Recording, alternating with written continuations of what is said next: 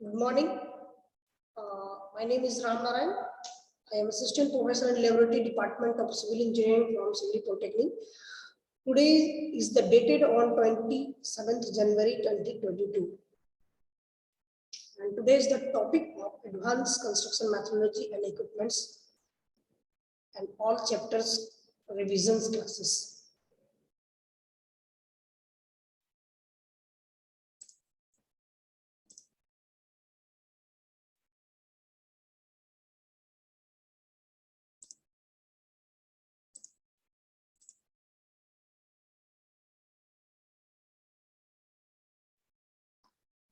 Good morning, sir. Morning. Good morning, sir. Good morning, sir.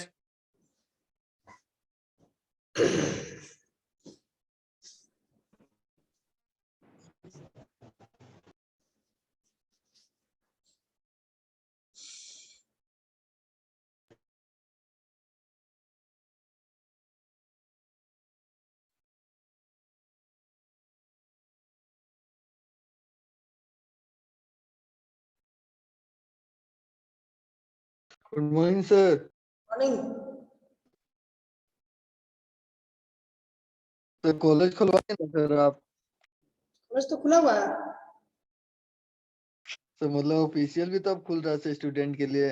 Notice आने दो, मिल जाए आप लोग को, अभी खुल जाएगा। सर वो ये गलत होता है सर। कुछ गलत नहीं। Sir Good morning, sir. 1 month online class हो गया सर, उसके बाद जो हम लोग का ये था ना सर, लय थोड़ा बिगड़ गया। Good morning, sir. नहीं,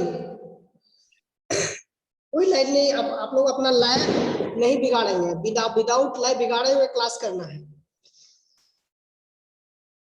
तो advance construction methodology and equipments CIB 508, ठीक है, सब्जेक्ट कोड CIB 508, और इसका जो आपका लैब है वो 513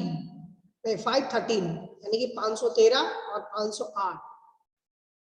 तो आज के क्लास में रिवीजन क्लास है। कोई भी चैप्टर कहीं से भी हम भी क्वेश्चन आपको पूछेंगे, आप लोग को जवाब देना है। ओके, रिवीजन होगा। लास्ट जो चैप्टर है मिसलेनियस वो बचा हुआ है, उसको हम लोग लास्ट में कर लेंगे। वो आपका उससे पहले जितनी भी सारे डाउट क्लासेस है, जितने भी सारे आपको लग रहा है कि इसमें डाउट है, तो आप वो डाउट आज क्लियर कर सकते हैं। सर फर्स्ट क्लास से स्टार्ट करते हैं ना आज? First Revision? क्लास से स्टार्ट नहीं करेंगे हम, ऑल ओवर टोटल चैप्टर से। अगर किसी को डाउट होगा, अगर मान के चलो कि अर्थ मूविंग मशीनरी से किसी को डाउट है, तो इतने भी सारे जितने भी स्टूडेंट है उसमें से कोई भी आप जवाब दे सकते हैं, एक दूसरे को आप आंसर कर सकते हैं। जहां पर हमारा रिक्वायरमेंट होगा कि हाँ, अगर आंसर आपका थोड़ा सा और भी इसमें ऐड कर सकते हैं, कुछ आप छूट गया है, तो वो हम लोग ऐड करके उसको आगे बढ़ेंगे। तो सभी को पता होना चाहिए कि टोटल जो चैप्टर है उस चैप्टर से रिवीजन आज का चैप्टर में होगा। क्वेश्चन बहुत सारे, ढेर सारा क्वेश्चन है, क्वेश्चन का कमी नहीं है, क्वेश्चन का कमी नहीं है, लेकिन प्रॉपर सभी को उसका आंसर पता होना चाहिए। अगर क्वेश्चन कहीं से भी पूछा जाएगा, अगर मान के चलो सॉइल रेनफोर्समेंट से क्लास आपका एक क्वेश्चन पूछ देता है, तो आप सॉइल रेनफोर्समेंट से भी जवाब देना है, क्या होती है, इसका यूजेस क्या है, इसका एडवांटेज क्या है, ठीक है, कहाँ पर इसका यूटिलाइज करते हैं, एडवांस में ही क्यों आया, ये सब भी आप सोच सकते हैं, ये सब भी जवाब दे सकते हैं। इसके बाद जितने भी सारे मटेरियल्स हम लोग पढ़े थे, फर्स्ट में मटेरियल पढ़े ना, जितने भी सारे आपका एडवांस मटेरियल है, जैसे आपका स्टील फाइबर हो गया, फिर फाइबर्स में आ गया, प्लास्टिक भी पढ़े, ग्लास भी पढ़े, ठीक है, एक्वेस्टिक मटेरियल के बारे में पढ़े, ठीक है, एडहेसिव मटेरियल के बारे में पढ़े, फिर आपका प्लाईवुड्स वगैरह के बारे में, आर्टिफिशियल टिम्बर, आर्टिफिशियल सैंड, तो ऑल ओवर जितने भी सारे जो है मटेरियल्स, उसमें से किसी को डाउट होगा तो आपके ही क्लास में आप ही लोग को आंसर देना है। सिर्फ हम जजमेंट करेंगे कि आपका आंसर सही है, गलत है, या फिर आपका कहीं कुछ छूट गया है, तो आप लोग को आंसर करना है। और इसमें से कोई ऐसा स्टूडेंट नहीं होगा जो जवाब नहीं देगा, सभी को जवाब देना है।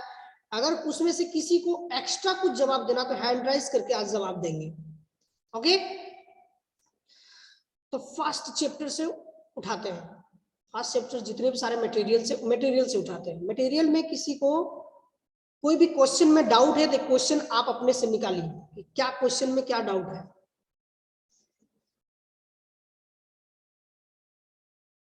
चैप्टर नंबर 1,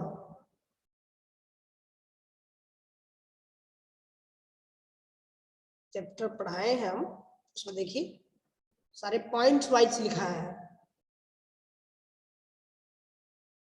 पॉइंट वाइज आपका हम क्वेश्चन दिखा है।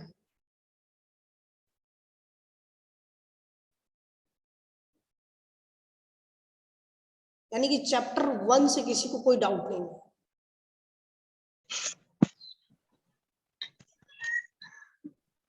बोलो, किसी को कोई डाउट है चैप्टर 1 से? यस सर, माइक्रोसिलिका क्या है सर? माइक्रोसिलिका, नेक्स्ट कौन बताएगा कि माइक्रोसिलिका क्या होती है?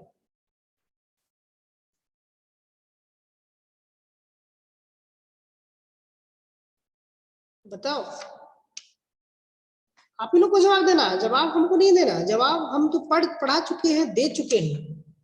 अब आप लोग को रिवीजन के तौर पे आप लोग को देना है। माइक्रोसिलिका एक जैसा क्वेश्चन आया है, अभी हम पूछ देंगे कार्बन फाइबर क्या होती है, तो आप ही को जवाब देना है, हम कुछ नहीं बताएंगे आज। तो जितने भी सारे स्टूडेंट हैं उसमें से किसी को भी माइक्रोसिलिका के बारे में अगर कुछ भी पता है तो आप आंसर दे सकते हैं। सर सर ये एक सीमेंटियस मटेरियल होता है सर। सीमेंटेनियस मटेरियल, ठीक है, सीमेंट के जैसे, यस सीमेंट सर। में यूज होने वाला या सीमेंट के जैसा मटेरियल है एक। और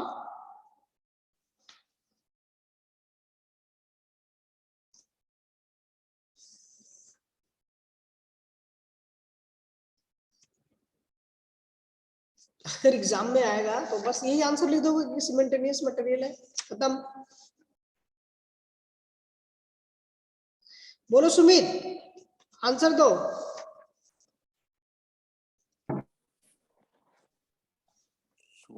नहीं पता है सर। नहीं पता है। आर्यन, नहीं पता है सर। नहीं पता। सौरभ कुमार 44,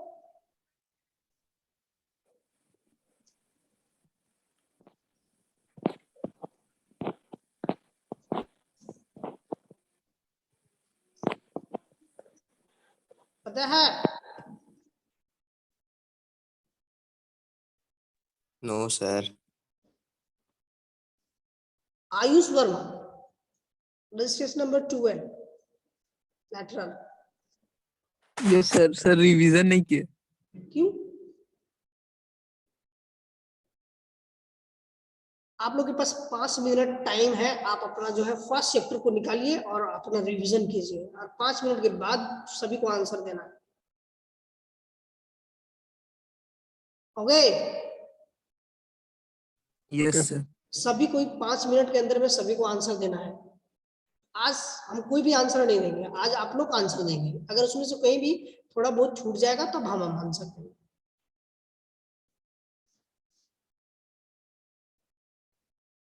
चलिए 5 मिनट का टाइम है, तब तक और भी कोई क्वेश्चन है जो चैप्टर 1 से दिक्कत है तब तक कोई भी पूछ सकते हैं। मेरे पास तो बहुत ढेर सारा क्वेश्चन है, अगर हम चैप्टर 1 से उठाएंगे तो बहुत सारा क्वेश्चन।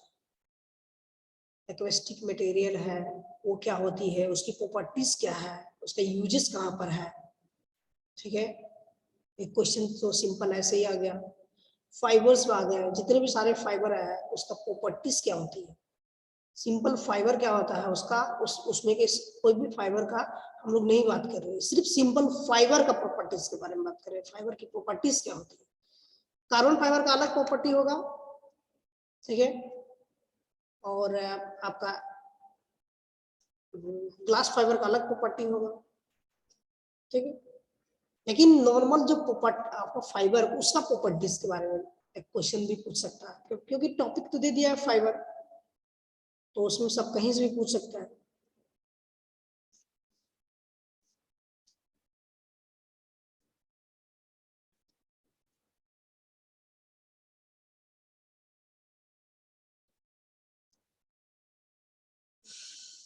और क्वेश्चन क्या हो सकती है?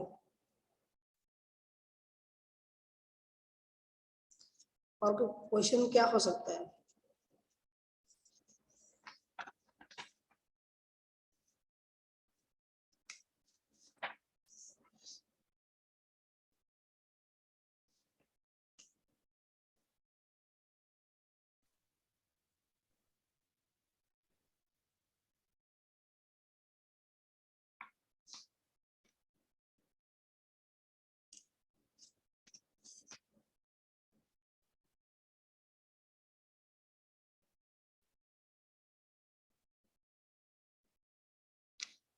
हो गया टाइम?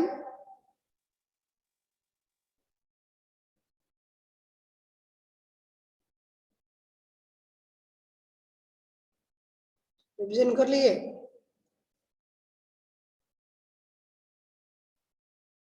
Yes sir. ओके,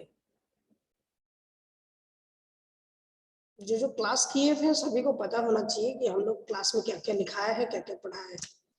माइक्रोसिलिका के बारे में हम एक एक लाइन बाय लाइन लिखा है, आर्टिफिशियल टिम्बर के बारे में भी लिखा है, और सारा नोट्स भी आपका मोडल साइट पे अवेलेबल है, ऐसा नहीं है। तो आप कभी बुक खोल के देखते नहीं है, इसलिए प्रॉब्लम होता है। जब एग्जाम आता है तो इतना सारा क्वेश्चन का बर्डन आ जाता है कि आप एक क्वेश्चन करते हैं दूसरा छूट जाता है। तो अभी से रिवीजन करेंगे तो जरूर आपका हर एक क्वेश्चन को आप टच कर पाएंगे और अच्छे मार्क्स लेकर आएंगे।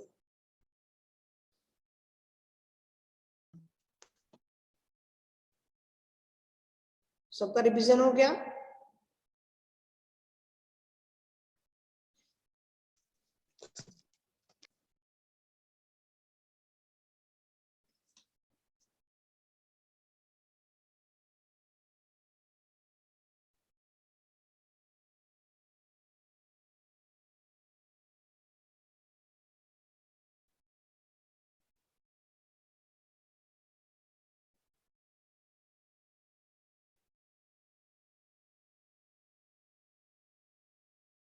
फर्स्ट चैप्टर से हम बहुत सारा क्वेश्चंस जो है आपका इंटरनल में भी दिए थे, फाइबर के बारे में भी लिखने दिए थे, और बहुत तो यहाँ पर जितने भी सारे स्टूडेंट हैं उसमें से बहुत को ये नहीं पता है कि प्लास्टिक के टाइप कितने होते हैं। सब पीवीसी ये सब टाइप लिख रहे थे, लिखे हैं। बहुत सारे स्टूडेंट हैं जिनको कि मार्क्स बहुत कम आया है, 2 नंबर, 1 नंबर, 5 नंबर, 10 नंबर, यानी कि आपका ये ऐसा सब्जेक्ट था 20 में 20 आना चाहिए था। ऐसा सब्जेक्ट है कि इसमें 20 में 20 आना चाहिए था। कोई भी ऐसा पार्ट नहीं था जो हम नहीं पढ़ाए थे। जो भी आपका था सारा हम कुछ पढ़ाए थे, फिर भी आप लोग नहीं किए।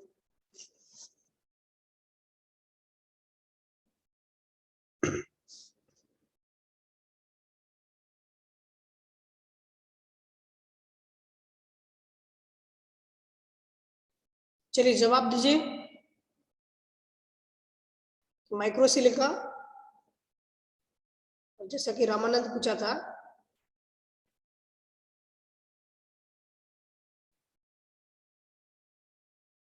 सर ये सर हम जैसा कि बताया सर, ये ग्रे सिमिटियस मटेरियल होता है सर। एटलीस्ट सर उसमें 85% अल्ट्रा फाइन होता है sir. Ultra fine amorphous sir, amorphous non crystalline और स्पारिकल सिलिकॉन डाइऑक्साइड से मिलके बना हुआ रहता है सर। और इसको सर हम लोग सिलिका फ्यूम भी बोलते हैं सर, माइक्रोसिलिका को। Very good.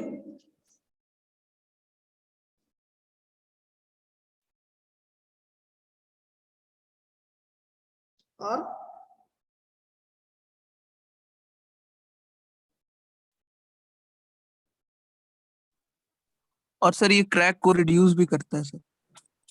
ठीक है, यानी कि हम जिसमें यूज तो यानी कि जिसमें तो use माइक्रोसिलिका को बोल सकते हैं सर कि कंक्रीट का सर एडमिक्सचर है सर, उसमें मिलाया जाता है कंक्रीट में। कंक्रीट में मिलाया जाता है। ये सर ये कंक्रीट का ड्यूरेबिलिटी को बढ़ा देता है सर, स्ट्रेंथ भी प्रॉपर प्रोवाइड करवाता है सर।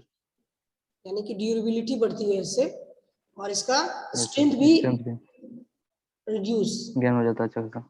मतलब हाँ गेन कर जाता है। रिड्यूस मतलब घट जाना, Yes, sir. स्ट्रेन जो है आपका इंक्रीज कर जाता है। यानी Yes, कि सिमेंटेनियस मटेरियल है, ठीक है, हम सीमेंट में इसको ऐड करके यूज कर सकते हैं, यानी कि अगर सीमेंट है तो सीमेंट की जितनी प्रॉपर्टी है उससे ज्यादा हम इसमें यूज कर सकते हैं, मतलब इसको हम लोग और भी एडिशन कर सकते हैं, यानी कि एडमिक्सर के तौर पे इसको यूज कर सकते हैं। ठीक है, तो इस तरह से हम लोग इसको देखें कि माइक्रो सिलिका का यूज हम लोग कहाँ पर करते हैं। तो रामानंद समझ में आया? Yes sir. समझ में आ गया? यस। तो अगर हम इसको एक स्टेटमेंट में लिखने को खोजेंगे तो कैसे लिखेंगे सर इसको? स्टेटमेंट में, सिंपल स्टेटमेंट में लिखेंगे कि ये जो माइक्रो सिलिका है ये लाइट ग्रे कलर का सीमेंटेनियस मटेरियल है।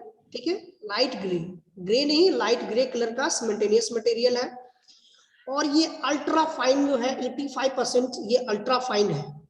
ठीक है, इसमें एमॉर्फस नॉन क्रिस्टलाइन, ठीक है, स्फेरिकल सिलिकॉन डाइऑक्साइड इसमें मिलाकर हम लोग इसको यूज करते हैं। इसके साथ जो मिलता है, जो मिलाकर हम लोग बनाते हैं उसको बोलते हैं फिल्म। ठीक है, और इससे हम लोग को ये इसका एडवांटेज क्या होगा सर फिर? इसकी जो एडवांटेज है वो micro silica increase the compressive strength, increase कर देता है उसकी जो आप जहां भी यूज करेंगे उसकी कंप्रेसिव स्ट्रेंथ को इंक्रीज कर देगी।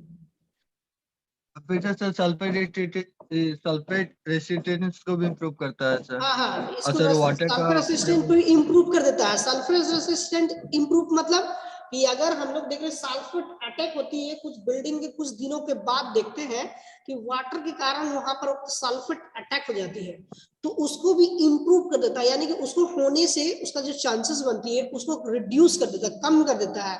ठीक है, यानी कि जो अटैक होती है उसकी पावर को घटा देता है, और इसके लिए वहां पर सल्फर रेसिस्टेंस को इंप्रूव कर देती है, बढ़ा देती है। ठीक है, और reduce water permeability, water permeability को घटा देती है। ठीक है, abrasion and chemical resistance improve, it improve जो होगी एब्रेशन, यानी कि जब हम लोग एब्रेशन क्या होती है कि इम्पैक्ट बार बार लोड लग रहा है जिसके कारण से उसकी डस्ट पार्टिकल में चेंज हो रहा है, यानी कि कोई ऐसा पोर्शन होगा डायरेक्ट जो है एक ही जगह बॉल को हम पटके जा रहे हैं। ठीक है, यानी कंक्रीट पर डायरेक्ट जो है इम्पैक्ट लोड लग रहा है, उसकी वजह से जो आपका जो पार्ट में चेंज होगा, ठीक है, वो जो एब्रेशन बन रहा है, उसके साथ केमिकल रेसिस्टेंस भी यहाँ पर माइक्रो सिलिका का यूज करने से एडवांस कंस्ट्रक्शन में ये हो जाता है।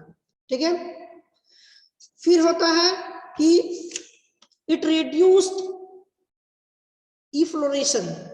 इफ्लोरेशन क्या होती है कि हम लोग देखे हैं कि आपका जब ब्रिक है, ब्रिक में भी आपका सिलिका की यूज करते हैं, तो सिलिका क्या करती है कि उसको रिड्यूस करते, सिलिका का मात्रा रहेगा तो उसके वजह से वो आपका जो एफ्लोरेशन होगी, यानी कि जो उसका व्हाइट धब्बा टाइप का आप देखे होंगे, उसके ऊपर में आपका जब वो हम लोग बर्निंग करते हैं उसके बाद एक व्हाइट आ जाता है, एफ्लोरेशंस वगैरह जो उसके ऊपर में आ जाते हैं, तो उसको ये रिड्यूस कर देता है, उसको होने नहीं देता है, उसको कम कर देता है।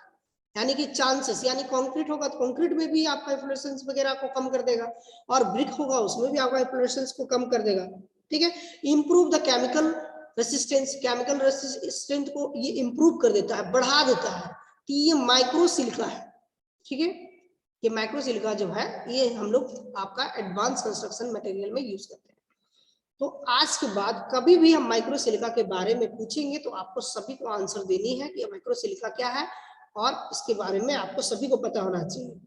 तो आज का जो है उसमें से हम एक क्वेश्चन एक्स्ट्रा आपको दे सकते हैं कि जितने भी सारे एडवांस मटेरियल है उस मटेरियल में से सभी का नाम लिखना है, और मटेरियल के साथ उसी किसी एक को एक्सप्लेन करनी है।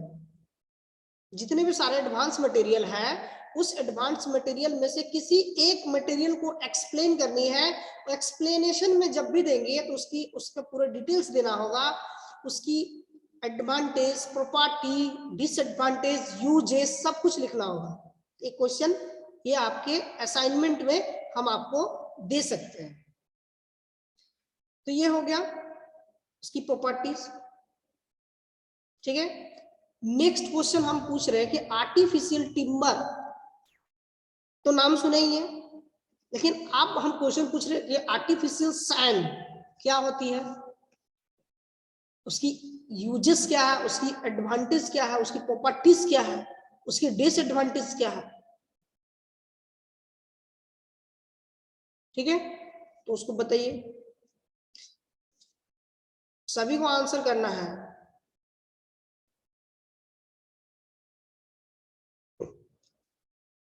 राजीव कुमार,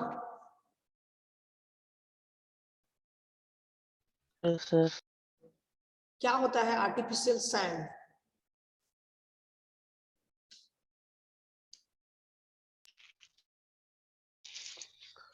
आर्टिफिशियल सैंड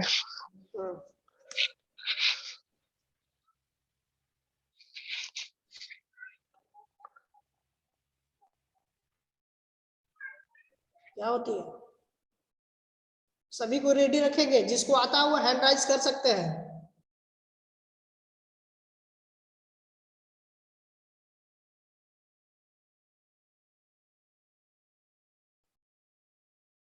बोलिए राजीव जी।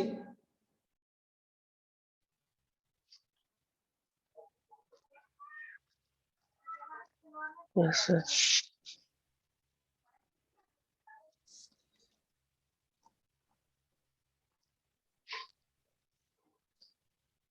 Registration number letter 14,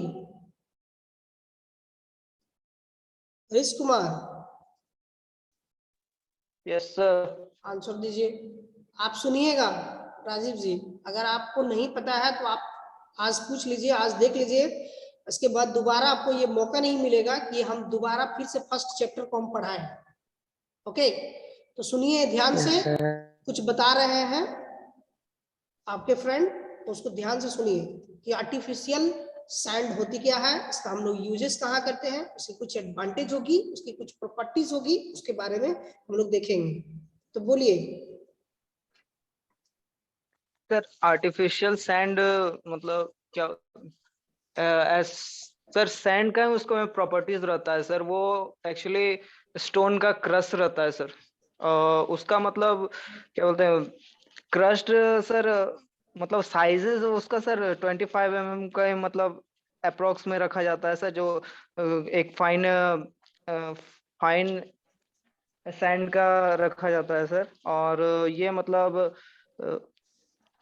actual sand के जैसा ही रहता है सर, वो मतलब सेटिस्फाई करता है सर कि उसका मतलब strength, durability, size and shape, मतलब सब लगभग लगभग सैंड के जैसा ही मतलब दिया जाता है सर। Very good. और क्या हो सकती है आर्टिफिशियल सैंड में?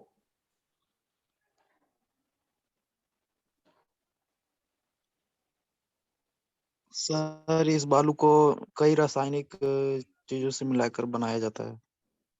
रासायनिक चीजों से? सर ये स्टोन का क्रश रहता है सर, स्टोन का क्रश रहता है? ज्यादातर मतलब स्टोन का क्रश स्टोन का यूज क्रश करते हैं होता है सर, सर। रासायनिक कहाँ रहता है सर? साइंस केमिस्ट्री कहाँ चल गया है भाई? अच्छा अच्छा, नेक्स्ट राजा कुमार, बोलिए इसके और भी आप क्या जवाब देना चाहते हैं, इसकी एडवांटेज, इसकी सर ये डिसएडवांटेज। सर यही है सर कि ना कि सर जो आर्टिफिशियल सेंड होता है सर, उसका हम लोग स्ट्रेंथ होता है सर, ड्यूरेबिलिटी होता है सर, साइज और शेप होता है ना सर, उसको अच्छा से हम लोग प्रोवाइड करते हैं सर एग्रीगेट में। जैसा कि बताया सर हरीश की सर, हम लोग का जो वो स्टोन होता है सर उसी का क्रश होता है सर।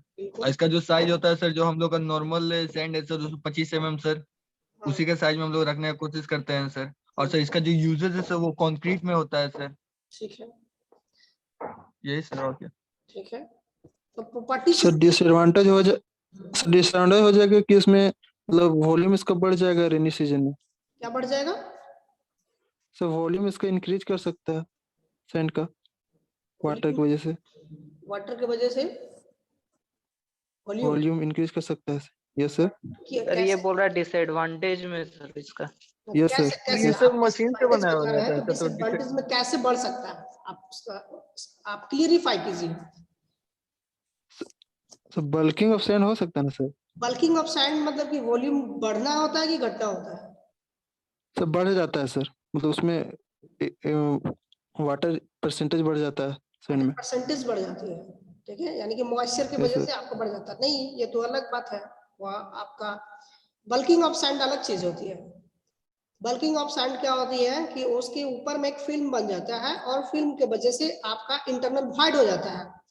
वॉइड की वजह से आपको हम लोग एक प्रोसेस करने रहता है, उसको हम लोग वॉल्यूम को निकालने के लिए उसमें एडिशन ऑफ वाटर करते हैं, तब जाकर उसका इंटरनल आपका वाटर बाहर आ जाता है। यानी कि एक ट्यूब के अंदर में हम लोग उसको बालू को रखेंगे तो हम लोग जितना भर सकेंगे उसको हम लोग कॉम्पैक्शन नहीं करते हैं तो उसका एक वॉल्यूम बढ़ा हुआ रहेगा, लेकिन जैसे ही वाटर का एडिशन करते हैं तो वाटर को हम लोग फिर अच्छे से उसको हम लोग घुमा देते हैं, यानी कि उसके अंदर में रॉड के थ्रू घुमा देंगे तो वो क्या होगी, बालू जितना लेयर था उससे पहले कम हो जाएगा। क्यों? उसको एक बल्किंग ऑफ सैंड हो गया, एक जगह पर बल्क हो गया, जमा हो गया, ये अलग चीज होती है। और जो आप जैसा बता रहे हैं कि आपका सैंड आर्टिफिशियल सैंड में फिल्म बनेगा तो क्या होगी कि इसकी आपका ग्रेन साइज हम लोग जान रहे हैं कि इसकी जो आपका ग्रेन साइज 25 mm साइज का हम लोग ले रहे हैं, ठीक है, अप्रोक्स 25 से और उससे कम ही लेते हैं। तो क्या होती है कि इसमें जब वाटर एडिशन होता है और इसमें आपका जो ये सर्कुलर में नहीं रहता है, क्योंकि आपका रिवर सैंड सर्कुलर रहता है, ठीक है, ये आपका एंगुलर शेप में रहेगा, बाहर आपका किसी भी पोर्शन में बाहर निकला हुआ रहेगा, लेकिन ये आपका सर्कुलर, ठीक है, सर्कुलर जब उसमें होगा तो सर्कुलर होने से क्या होती है कि सर्कुलर की वजह से दो पॉइंट के बीच में आपस में सटता नहीं है, ठीक है। देखो जैसा यहाँ पर क्या एक स्टोन है, दूसरा आपका दूसरा है, तीसरा है, ये आपस में जब यहाँ आएगा तो इसके बीच में ये आपका बीच वाला मिडिल पोर्शन वाइड रह गया, लेकिन ये आपका एंगुलर शेप पे रहेगा, आपका किसी भी पोर्शन में ये रह सकता है, ये ऐसा नहीं है कि पर्टिकुलर ये आपका राउंड शेप में होगा। तो ये आपका इसमें बल्किंग ऑफ सैंड का चांसेस बहुत कम होता है, ठीक है। यानी कि बल्किंग ऑफ सैंड मतलब जो प्रोसेस होती है उसमें हम लोग जब देखते हैं कि वाटर फिल्म जो देता है वो फिल्म इसमें कम होता है, क्योंकि इसमें ये जो सैंड है ये आपका रिवर सैंड है, रिवर सैंड में ऑटोमेटिक आपका सैंड के साथ मिला हुआ आता है वाटर के साथ, ठीक है, वहां से वाटर मिला हुआ आता है, पूरा एकदम ड्राई हम लोग को नहीं मिल पाता है, तभी वहां पर बल्किंग ऑफ सैंड होता है। लेकिन ये तो हमारा कहाँ मिलेगा, ये तो हमारा स्टोन क्रशर में मिलेगा, तो क्रशर से हम लोग लेकर आएंगे तो वहां पर वाटर का कोई समस्या ही नहीं रहेगा, वो तो आपका एकदम ड्राई रहेगा, उसमें से हम लोग जो लाएंगे उसके बाद हम लोग कंक्रीटिंग में यूज करेंगे, ठीक है। और इसकी जो एडवांटेज होती है, artificial sand is well graded मतलब ये ग्रेड जो हम जितना ग्रेड का हम लोग यूज करना चाहेंगे उस ग्रेड में हम इसको यूज कर सकते हैं, वेल ग्रेडेड, ठीक है। इसका जो स्ट्रक्चर होगा, अभी बोले जो स्ट्रक्चर होगा वो आपका हम लोग देखे कि आपका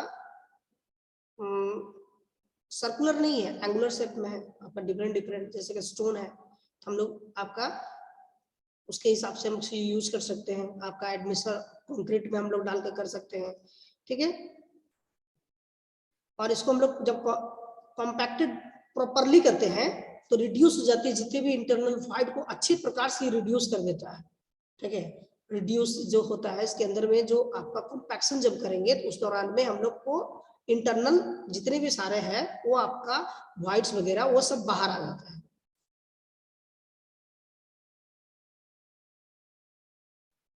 ठीक है। Economy of larger considered artificial sand, many types of the crops for the economical, ये आपका इकोनॉमिकल हो जाता है आपका उसके जो सैंड के थ्रू। क्यों? ये तो आपका कहाँ से मिलता है, स्टोन डस्ट से, ठीक है, हम लोग को ज्यादा ठीक करना नहीं पड़ेगा, वो आपका स्टोन जब बन रहा है तो स्टोन का जो डस्ट है वहां सबको इजिली अवेलेबल हो जाएगा। लेकिन हम लोग को क्या करना पड़ता है, वहां से हमको सैंड के हिसाब से लाना पड़ता है, यानी कि रिवर से हमको उसको हम लोग को निकाल के लाना पड़ेगा, और अगर रिवर में अगर पानी ज्यादा है तो हम लोग को पानी निकालने में भी आपको प्रॉब्लम्स आता है। रिवर में क्या होती है कि इसमें आपका कोई भी जितने भी सारे इसमें आपका ऑर्गेनिक मैटर है वो आपका इसमें नहीं पाया जाता है, आर्टिफिशियल सैंड में नहीं पाया जाता है। ऑर्गेनिक मैटर क्या होती है कि जैसे किसी का जड़, ठीक है, कोई भी आपका पौधा का जड़ हो सकता है, कोई भी आपका जैसे कि समुद्र नदी में बहुत सारे जीव जंतु रहते हैं, उसका भी आपका हो सकता है, वो भी अगर मर गया, जैसे सितुआ, शंकु, ये सब जो आपका शंख, ये सब जो अगर उसके अंदर में मर गया तो वो सब उसके अंदर में नहीं रहेगा, ऑर्गेनिक मैटर में नहीं पाया जाएगा। ये नॉर्मल जो प्रॉपर सिर्फ आपका जो है स्टोन के क्रश के कारण ये आपका सिर्फ जो है आपका आर्टिफिशियल स्टोन ही हमको आपका सैंड ही आपका इसमें रहेगा। तो इसके हिसाब से क्वांटिटी को हम लोग यहाँ पर यूज कर सकते हैं।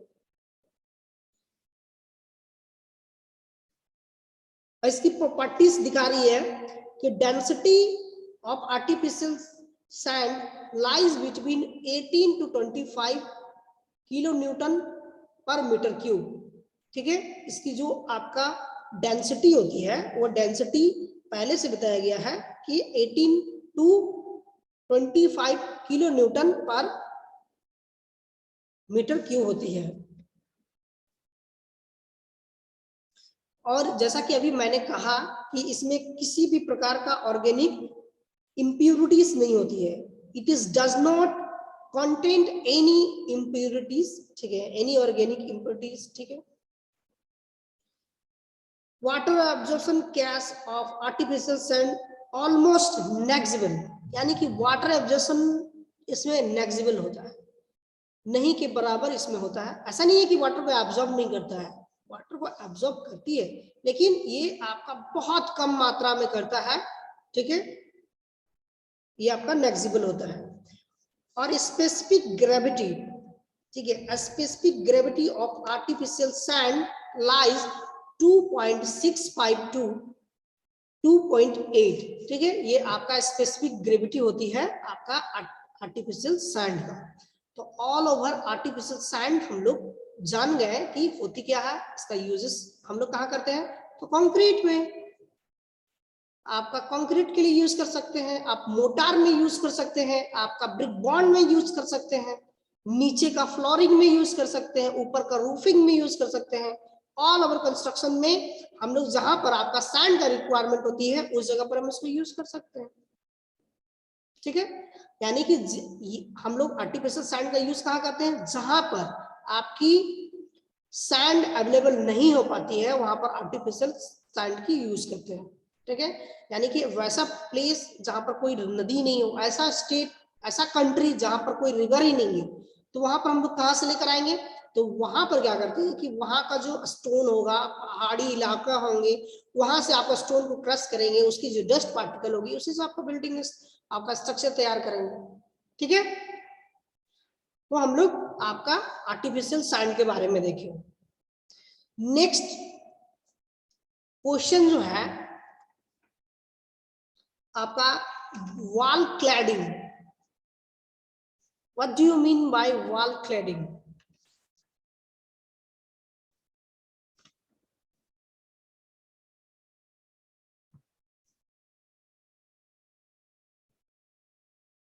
बोलिए।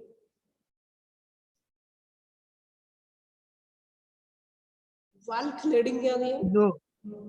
जो सरफेस होता है ना सर, हाँ। उसको फिनिशिंग देने के लिए सर हम लोग टाइल्स या मार्बल का यूज करते हैं। और वो हाइट मतलब सरफेस से 1.25 मीटर ऊपर होना चाहिए सर, जो हम लोग यूज करते हैं टाइल्स या मार्बल या कुछ भी लगाने के लिए सर। बिल्कुल सर। ठीक है, तो वॉल को प्रोटेक्ट करने के लिए उसके ऊपर में हम लोग जो है सुंदर दिखने के लिए, ठीक है, ये सब के लिए हम लोग एक वॉल को उसका एक प्रॉपर हाइट तक, कि बोलता है कि मिनिमम जो हाइट होती है 1.25 मीटर में। ठीक है, ये मीटर 1.25 मीटर तक में हम लोग जो भी हम लोग चारों तरफ से जो भी वॉल के ऊपर में हम लोग कोई भी फिनिशिंग वर्क करते हैं, यानी कोई भी वर्क करते हैं, आप उसके ऊपर में आप प्लास्टरिंग करके उसके ऊपर में गोला लगा देंगे, वो भी आपका वॉल क्लैडिंग कहलाएगा। इसके साथ साथ आप प्लास्टरिंग करने के बाद आप उसके ऊपर में पेंट, आपका डिस्टेम्पर पेंट एक्स्ट्रा वर्क उसके ऊपर में कर रहे हैं और उसको थोड़ा मोटा बना दिए हैं कि वॉल को प्रोटेक्ट भी हो रहा है, साथ ही साथ आपका आउटर साइड में कुछ दूसरा वर्क हो रहा है तो उसके कारण वॉल को खराब नहीं हो रहा, तो उसकी वॉल क्लैडिंग कहते हैं।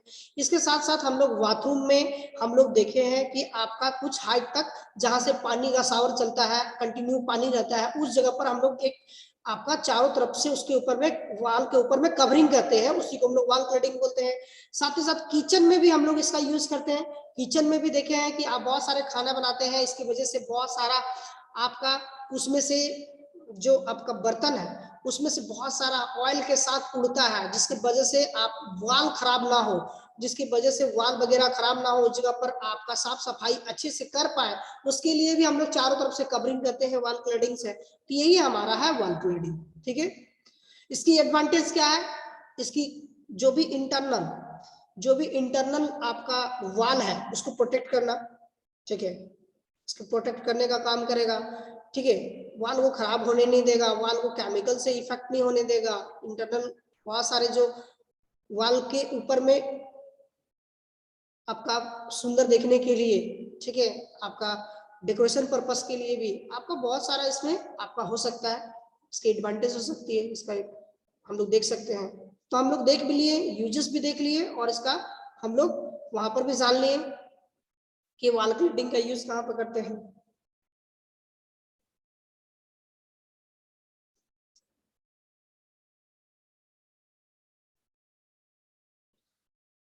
जो बोलता है मटेरियल, जो वॉल क्लैडिंग में मटेरियल होता है, ये टेराकोटा होगा, ठीक है, चाइना क्ले, नेचुरल स्टोन, ठीक है, नेचुरल स्टोन जैसा मार्बल हो गया, ग्रेनाइट हो गया, ये सब पत्थर जो होते हैं ये सब का यूज करेंगे। ठीक है, आप उसके बाद फिर हम लोग करेंगे आपका टेराकोटा, ये सब का हम लोग वहां पर यूज कर सकते हैं, ये सब आपका वॉल क्लैडिंग में आपका यूज करते हैं। तो वॉल क्लैडिंग जो होती है वह कहाँ कहाँ हो सकता है, आपका बाथरूम में, स्विमिंग पूल में, किचन में, स्टेयर केस यानी कि जहां सीढ़ी होती है उस पोर्शन में, इसके साथ साथ बॉयलर्स रूम में, फायर प्लेस में जहां आग का होगा उस प्लेस में। ठीक है, ये सब हम लोग यहाँ पर करते हैं। और एक्सटीरियर ऑफ द बिल्डिंग यानी कि बिल्डिंग के आउटर में भी हम लोग इसका हम लोग कर सकते हैं। सर बोल रहे सर कि जो बिल्डिंग होता है जैसे घर उर होता है सर, मतलब जिधर मतलब सन का लाइट पड़ता है उधर नहीं लगाना चाहिए ना सर, क्योंकि सर सीमेंट का स्टैंड उस्टैंड बढ़ उड़ के सर फिर गिरने लगता है ना वो। देखो क्या होती है कि जिसके वजह से उसमें हीट ज्यादा, पत्थर है तो हीट को गर्मी के दिनों में ज्यादा एब्जॉर्ब करेगा। ठीक है, जिसकी वजह से आपका हीट के वजह से आपका पपड़ी छोड़ सकता है, यानी कि जो आपका दोनों के बीच में ब्रिक और दोनों ब्रिक वॉल और जो क्लेडिंग है उसके बीच का जो इंटरनल मॉइस्चर को आपका खत्म कर सकता है, जिसकी वजह से दोनों के बीच में क्रैक डेवलप कर सकता है। और क्रैक दोनों के बीच में अगर आ गया तो वो आपका गिर सकता है, झड़ सकता है, आपका जो लॉन्ग लाइफ होगी यानी ड्यूरेबिलिटी इसकी घट जाएगी। अगर आप 10 साल चलता है तो घटकर 6 साल चलेगा, 4 साल चलेगा, 5 साल चल सकता है, हो सकता है कि 9 साल चले। ठीक है, लेकिन पूरा 10 साल नहीं चलेगा, उसकी ड्यूरेबिलिटी घट जाती है। ऐसा नहीं है कि 100% ड्यूरेबिलिटी खत्म, आज लगाया कल गिर गया, ऐसा नहीं होता है। लेकिन जो ड्यूरेबिलिटी होती है कि लॉन्ग टाइम से वो शॉर्ट हो जाती है, तो ये सब उसके प्रॉब्लम्स वगैरह आ जाते हैं। तो वॉल क्लेडिंग, आपका आर्टिफिशियल सैंड, फिर आपका माइक्रोसिलिका, ये सब हम लोग आज का चैप्टर जो में फर्स्ट चैप्टर से एक्स्ट्रा हम लोग उसमें हम लोग देख लिए, जान लिए। और भी बहुत एक बात और है सर, बोलिए सर वॉल क्लैडिंग का डिसएडवांटेज नहीं होगा सर? इसकी डिसएडवांटेज तो ऐसा कुछ दिखता नहीं है, इसकी एडवांटेज ही अच्छी है, डिसएडवांटेज क्या?